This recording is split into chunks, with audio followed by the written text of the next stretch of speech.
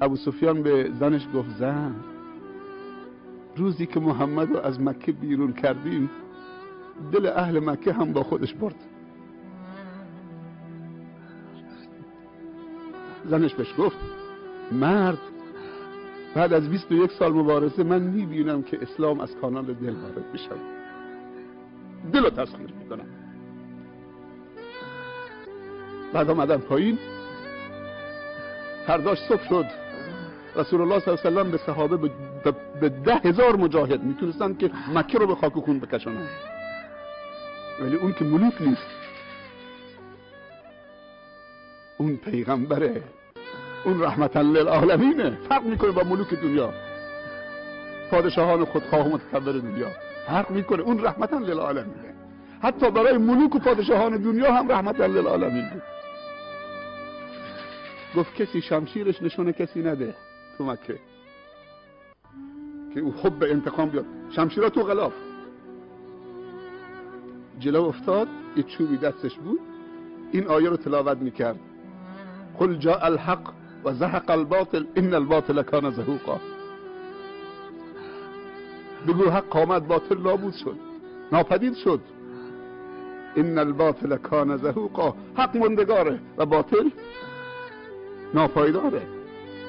بعد وارد شد، رفت با همون چوبی که دستش بود فکر جاهلی رو سرنگون کرد. اونجا بت‌ها رو سرنگون کرد. بت یعنی چی؟ یعنی افکاری که تبدیل به بت شده بود در درونشون، بعد تبدیل به سنگ شده بود. اول این بت‌ها در درونشون شکل گرفته بود، بعد آمده بود بیرون. بعد میزد تو شکم بت‌ها، سرنگونشون میکرد و میگفت قل جاء الحق و زهق الباطل ان الباطل کان زهوقا. بعد رفت روی پله بالا ایستاد، خطبه خوند، سخنرانی کرد، موعظه کرد. حالا اهل مکه همه ایستادن،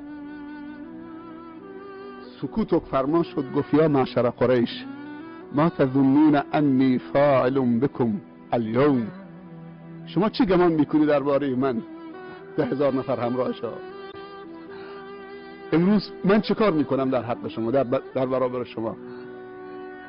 یک نفر بلند شد از وسط از کفار، گفت اخون کریم و ابن اخ کریم.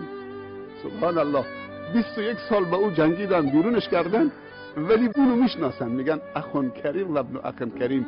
تو برادر بزرگوار و با گذشتی ما هستید و بزرگواری و گذشت رو از تو سراغ داریم. و ابن اخ کریم و پسر برادر کریم و بزرگوار و با گذشت. پیامبر نگفت حتی مسلمان بشید. خوب دقت بکنید، اسلام تحمیلی و اجباری نه، نفاق ایجاد میکنه. گفت اذهبوا فانتم الطلقاء، همه تون برید که آزاد. وقتی عفو عمومی صادر کرد، حالا کسی نمیره. گفتن این عظمت فقط در اسلام. همه اونجا رو به قبله علم و ادب و اخلاق و بزرگواری ایستادن و گفتن این اخلاق زمینی نیست، این اخلاق بالاست. اشهد ان لا اله الا الله و اشهد انک رسول الله.